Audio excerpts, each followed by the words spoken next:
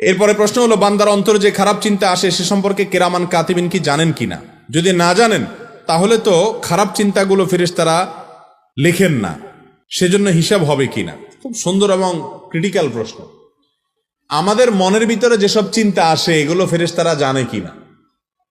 আমাদের মনের খবর আল্লাহ জানে, সেটা তো আমরা জানি। ফেরেশতারা জানে কিনা এটা একটা দরকারি প্রশ্ন। যদি বলেন যে জানে না, তাহলে হাদিসে আসছে মান হাম্মা বিহাসানাতিন, যে ব্যক্তি মনে মনে কোনো ভালো কাজ করার প্রতিজ্ঞা করলো, ফালাম ইয়ামালহা, কিন্তু কাজটা সে করার সুযোগ পায় নাই, কিন্তু নিয়ত ছিল তার পাক্কা যে সে করবে, কিন্তু করতে পারলো না। হজ করবে, টাকা টুকা সব জমা দিছে, করোনা এসে গেছে, আর যাইতে পারলো না বেচারা, কিন্তু তার প্রতিজ্ঞা ছিল ঠিক, নিয়ত ছিল খাঁটি, টাকাও দিছে, কিন্তু পারলো না। তো নবীজি বলেছেন ওই যে নিয়তটা খাঁটি ছিল, ভেজাল ছিল না, কিন্তু কোনো কারণে হয় নাই, তো আল্লাহ তাআলা তার কারণে তাকে সওয়াব দিবেন।